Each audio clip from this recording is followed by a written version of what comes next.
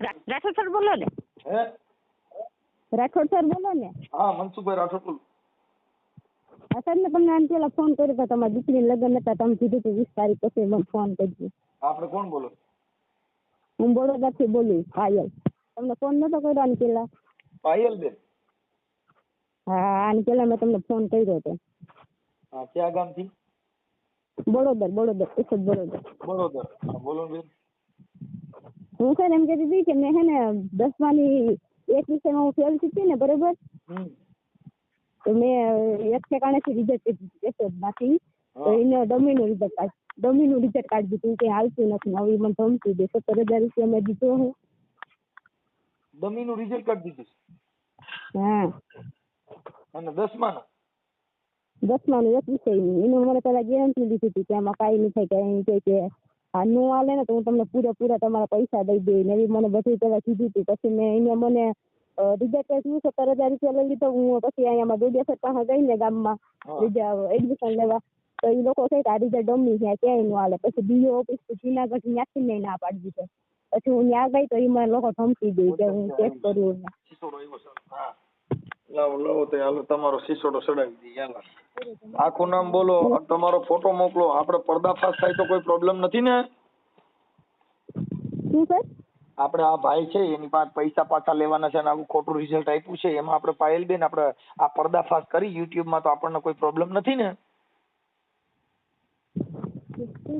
યુટ્યુબમાં દઈએ તો પ્રોબ્લેમ નથી. ના સર, યુટ્યુબમાં તો નહીં.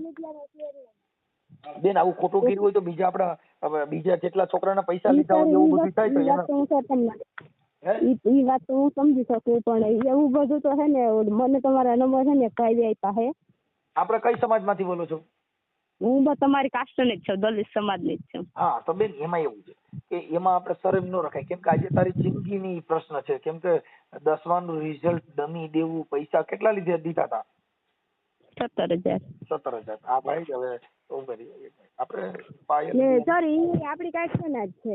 ભલંડી આપણી કાસ્ટ, એમાં આપણી કાસ્ટ નું હોય. આપણી કાસ્ટમાં ખોટું થતું હોય એમાં કાસ્ટ વિઝન નહીં કરવાના. ખોટું થતું હોય તો ખોટા માટે અવાજ ઉઠાવવો એ આપણી પ્રથમ ફરજ છે.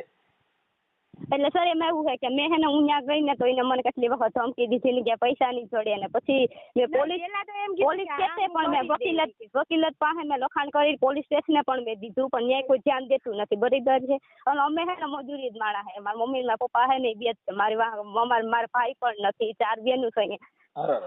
મેં સર કામ કરીને મેં 17,000 રૂપિયા ભેગો કર્યો હતો. રિઝલ્ટમાં મેં દીધું ને રિઝલ્ટ એને ડમી કાઢી દીધું, ક્યાંય હાલતું નથી સર. બેન હવે બેન તારું આખું નામ બોલ પેલા.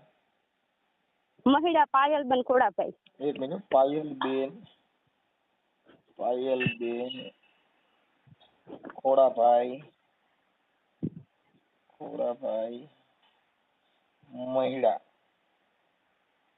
મહિડા અને ગામ કયું કીધું? બરોદર. હા બરોદર. અને તાલુકો જિલ્લો? તાલુકો કેશોદ, જિલ્લો જુનાગઢ. તાલુકો કેશોદ, જિલ્લો જુનાગઢ. હવે આપણે જે પૈસા આપ્યા છે પાયલબેન, એનું નામ શું છે? એનું નામ સર ઈ ચેતા નથી. એનું ખાલી કે એમ જ છે કે મારું નામ પરમાર છે, એની ઓટા પરમાર છે એમ છે. નામ આખું નથી આવડતું. ઈ કયા ગામના છે?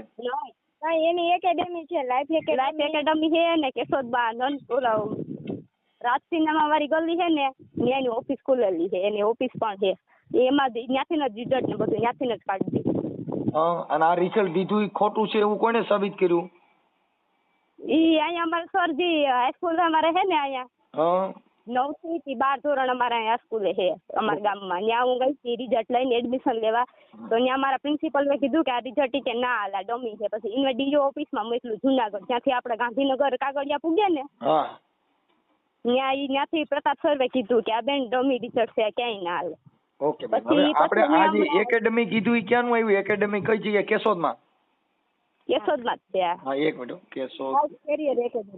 કેશોદ એકેડેમી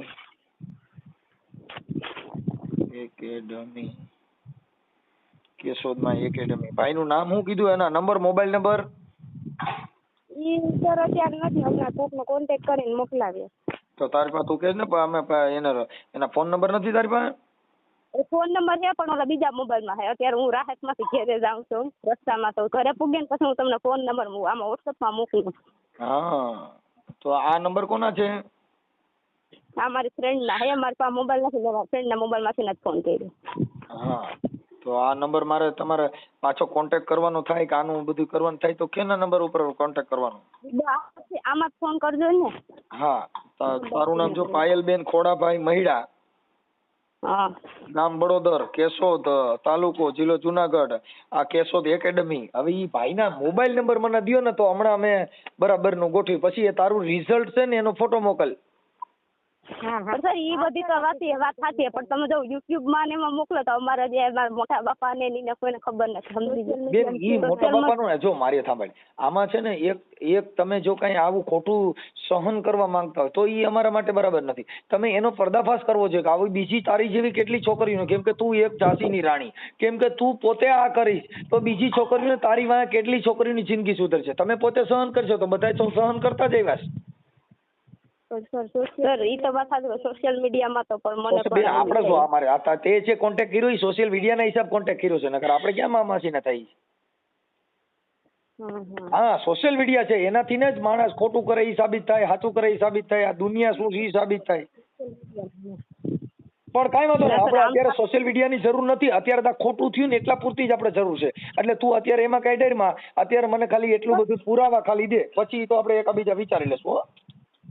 મને કોક પ્રવીણભાઈ ને શું છે બગડા હે, પ્રવીણભાઈ બગડા હે ને એને મારે આ તમને તમારા નંબર મને ઇનવી આપ્યા હે કે ઈ તમારા પૈસા હે ને બેન કઢવી રહે. ઈ કે આ બધું કઈક કામ થયું હોય ને તો ઈ કે ઈ આપણે બહુ કામ લાગે હે ભાઈ. મેં કીધું કે તું હજી આ સિસોડો સેડ્યા ને એટલે રેડી થઈ જાય, પણ આપણે બેટા શરમ ખાઈ તો ન થાય જો પોલીસ થી નહીં, કેમ કે ઈ એકબીજા પૈસા આપી દે. કેમ કે આ દુનિયામાં જેટલા ભ્રષ્ટાચાર કરે છે રૂપિયા દઈને એનું સોલ્યુશન લઈ લે. હા સર ઈ વાત તો સાચી, સોશિયલ મીડિયામાં આજે મારી વાત સાંભળ કે હું તારી હારે વાત કરું છું તો જો મારી વાત સાંભળ, હું અત્યારે તારી હારે વાત કરું છું, આ તને મદદ કરું છું તો સોશિયલ મીડિયામાં તારી કરતા અમને તકલીફ નથી કે અમે એમ થોડા ખાલી ખુલી છીએ. પણ જે ખોટું છે એનો પર્દાફાશ કરવો એ જરૂરી છે. બરાબર, એટલે ઈ ટેન્શન લેમાં, ઈ તો હજી પછીની મેટર છે. પેલા તને પૈસા પાછા દે છે ઈ હું કહે છે ઈ જરૂર છે. અત્યારે પર્દાફાશની જરૂર નથી. અત્યારે આપણે ઈ જરૂર છે કે એને 17,000 લીધા, શું કામ લીધા, શેના માટે લીધા, આ રિઝલ્ટ દીધું ખોટું દીધું, હું કામ દીધું તું, ક્યાંથી કઢાવ્યું તું. આપણે અત્યારે આ જરૂર છે. અત્યારે પર્દાફાશની જરૂર નથી. અત્યારે પેલા મને એના નંબર આપ. હા, પછી હું ફોન કરીશ. અત્યારે તે મને ફોન કર્યો છે ને જાહેર ન કરતી. હા હું અત્યારે તો કોઈ જાહેર ન કરી. હું અત્યારે રાહતમાંથી ઘરે જાઉં છું, રસ્તામાંથી તમારે વાત કરું ઘરે જઈને હું મારો ફોટો પણ મોકલી રિઝલ્ટ નો. તારો ફોટો મોકલજે, તારા રિઝલ્ટ નો ફોટો મોકલજે, તારો ફોટો મોકલજે, પછી એના નંબર મોકલજે, પછી એ જો એકેડમી નો ફોટો હોય એનો ફોટો મોકલજે. અમારી પાસે બેન પેલા બેટા પુરાવો જોઈએ. એવિડન્સ પેલા બધા અમારી પાસે એવિડન્સ આવે પછી આપણે એને ફોન કરી. અમે પુરાવા વગરના ફોન ન કરે. કોઈ બાઈ કહેતી હતી ભાઈ ફલાણી બાઈ તો આવી હતી ને એને મને ગાયરું દીધી હતી ને, પણ ઈ નો હાલે. ઈ કહેતી હતી કેતો તો એવિડન્સ આપવું પડે બેન, આપણે ભણેલ છો ને. હા, એટલે ઈ ઉપાધિ કરવા પાયલ ડેરા જેવું નથી, ઉપાધિ કરવા. સર હાલો કાંઈ વાંધો નહીં, હમણાં તમને ઘરે જઈને હું ફોટો મોકલું બધું. અત્યારે જાહેર ન કરતી, મને ફોન કર્યો છે એમ, નકર ઈ કદાચ તને ઓલું થઈ જાય. હમણાં પેલા ડિક્લેર ન કરતી, સીધો જ અમારે એની હારે પેલા ફોનમાં વાત કરવી પડે. હો પેલા મને ખાલી નંબર ગોતી દે ને એટલે હમણાં હું એવું મસ્તીનું ગોઠવીને મજા જ આવ્યા કરશે. ઈ ભલે ધમકી દે તો ઈ ભૂલી જા. આ નંબર કોના નામથી સેવ કરવા? મહિલા શિવાની. હે શિવાની બેન આપણા વાળા છે?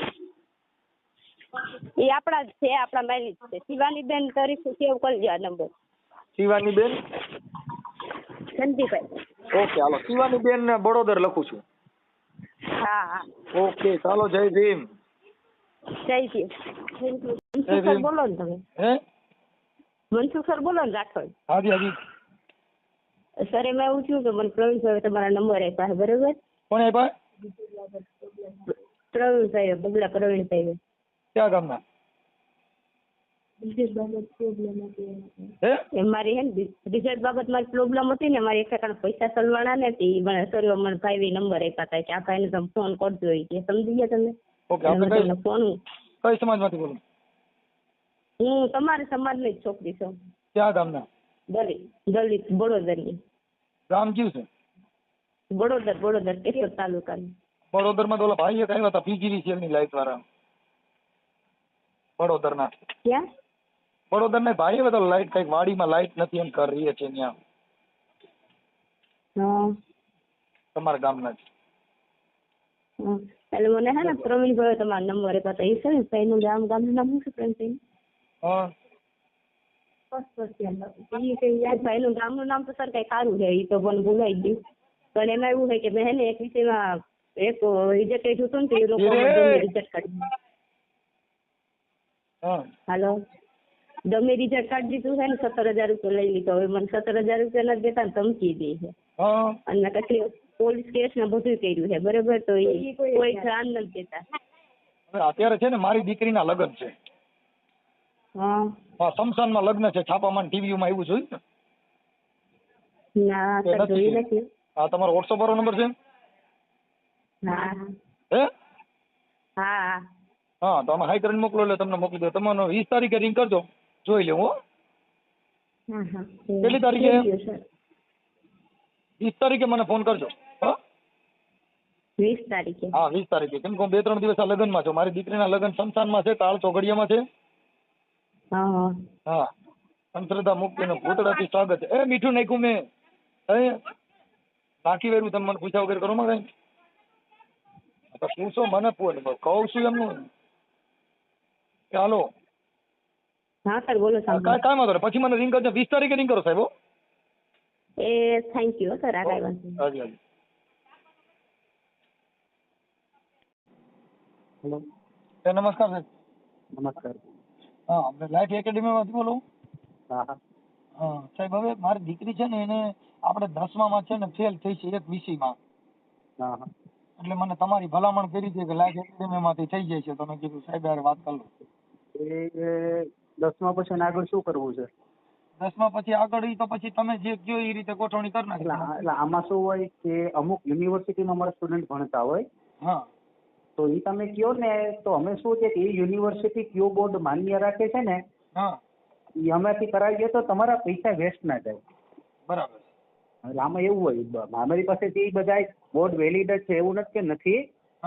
પણ અમુક બોર્ડ, અમુક યુનિવર્સિટી તમારે જે કોર્સ કરવો તેમાં એ બોર્ડ માન્ય રાખતા હોય એમાંથી જ કરીએ એટલે તમારે આગળ જતા ભવિષ્યમાં કે કોઈ તકલીફ ના થાય. Okay sir. આમાં એ રીતના હોય છે આખું. એટલે એમાં હું છે એક વિષયની પરીક્ષા લઈને તમે ઓલું સર્ટી કાઢ્યો ને એના માટે કીધું અમારે.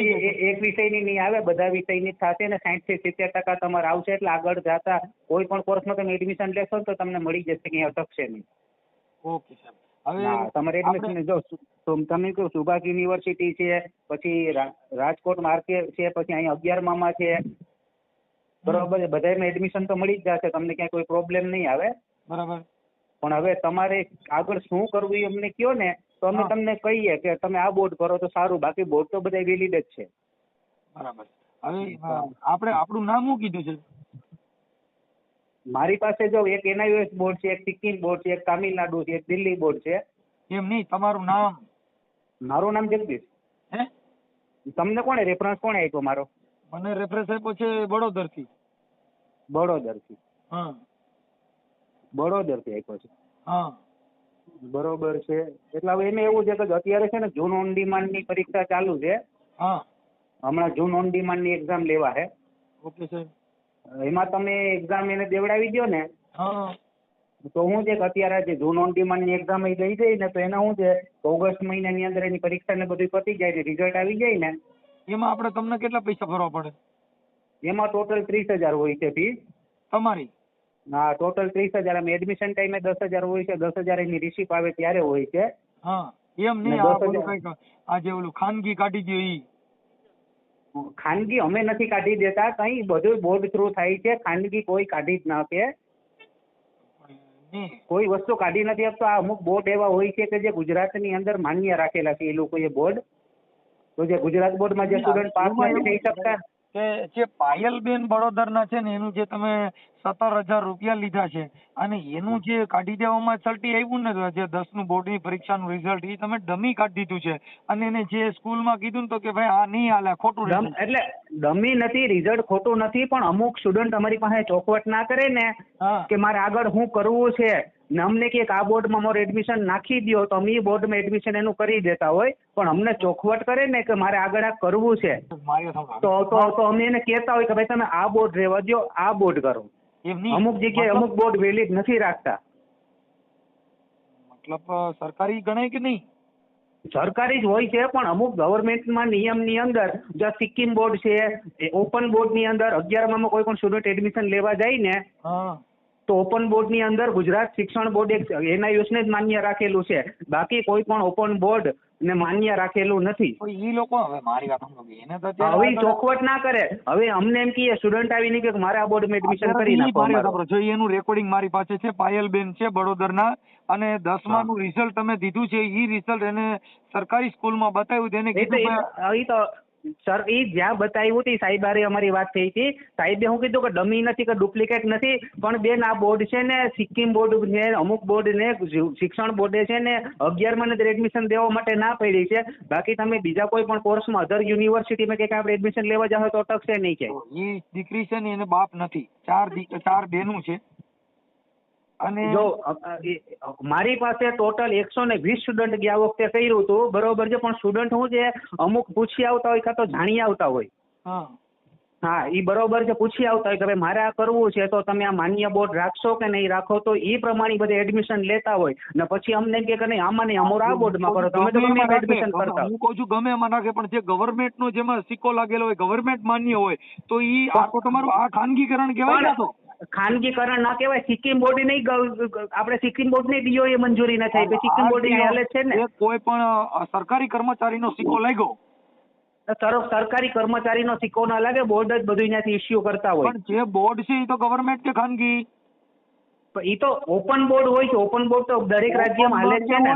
બોર્ડની જે પરીક્ષાનો સિક્કો લાગ્યો ને બોર્ડની પરીક્ષાનું રિઝલ્ટ છે એ કોઈ પણ જગ્યાએ હાલે કે ન હાલે એમ પૂછું. પણ હાલે, બધું જ હાલે, પણ ગુજરાત શિક્ષણ બોર્ડ એને માન્ય ન રાખે તો એમાં તો કોઈનું હાલતું નથી ને. તો પછી આ બોર્ડ કયું કહેવાય કે છે ને ક્યાં બોર્ડમાં તો અંગત થઈ ગયું કે ભાઈ ઓળખીતા હોય ત્યાં રાખે ને બીજે ન હાલે એવી વાત થઈ. નહીં એમ ના હાલે. 11 મારા તામિલનાડુ બોર્ડ વાળાને મંજૂરીઓ મળી ગઈ છે, તામિલનાડુ બોર્ડ વાળાનું ક્યાંય નહોતું, તામિલનાડુ બોર્ડ એ લોકો માન્ય રાખ્યું હતું. ગુજરાતનું જે કાંઈ છે આપણો કાર્યક્રમ છે એમાં તામિલનાડુના પાકિસ્તાનનું બીજાની એમાં નામ છે, તામિલનાડુ બોર્ડનું નામ એ લોકોએ એમાં રાખેલું છે. ઓપન બોર્ડ મેં એનઆઈયુએસને જ માન્યતા આપેલી છે. અત્યારે તો એ દીકરીને હું સમજવાનું, જો મને એને ફોન કર્યો તો મેં તમારું આખું એડ્રેસ ને બધું દીધું ત્યારે મેં તમને રિંગ કરી છે. એ તો વાત સાચી છે, બરોબર છે, ડુપ્લિકેટ કે ડમી નથી કોઈ વસ્તુ. અત્યારે એને જે સરકારી કર્મચારીમાં આગળ વધવાની જે કાંઈ પરીક્ષાનું જે કાર્યક્રમ છે એમાં એ તમારું રિઝલ્ટ હાલતું નથી. એટલે એને 11માં ની અંદર એને શું છે, હવે એને દિલ્હી બોર્ડ છે, અમે એને કીધું તો પેલા ચોખ્ખી રીતે એ તો મારે સાંભળો કરતા તમે ડાયરેક્ટ પરીક્ષા આપી શકો છો, એમાં કઈ તમારે રિઝલ્ટની જરૂર નથી. કેમ 11માં ની આ તામિલનાડુ આવતા બોર્ડની પરીક્ષામાં ફોર્મ ભરી શકે છે. અત્યારે જે તામિલનાડુ બોર્ડ વાળા અમારા 4 વિદ્યાર્થી તામિલનાડુ બોર્ડ વાળા કહેવાનું છે કે એક વિષયમાં રહી ગઈ હતી, એ છોકરીનો તમે વિષય લેવડાવ્યો છે એની એટલા પૂરતી જ વાત છે.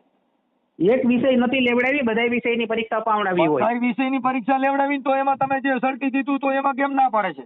બધા વિષય શિક્ષણ બોર્ડે નથી માન્ય રાખ્યું તો અમે શું કરી દઈએ? એમાં તમે આ તામિલનાડુ બોર્ડમાં જે સ્ટુડન્ટે કર્યું હતી સેન્ટ પીટરમાં ત્યારે એડમિશન મળી ગયો અને સર્વોદય નહીં મળી ગયો. એને માન્ય ન રાખ્યું હોય તો એના માટે તમારા શિક્ષણ બોર્ડમાં તમે જે કઈ લઈને બેઠા છો તેના માટે તમારે ફરિયાદ દેવી છે. ભાઈ આ સ્ટુડન્ટ છે એને પૈસા ભર્યા તમે રિઝલ્ટ દીધું ને તમારી નથી રાખતા.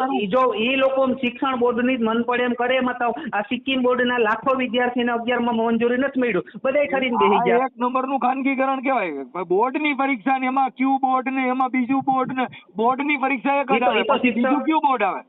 સાહેબ તમારે મારે કઈ નથી, તમે મને ફોન હું કામ કરો છો? જો તમે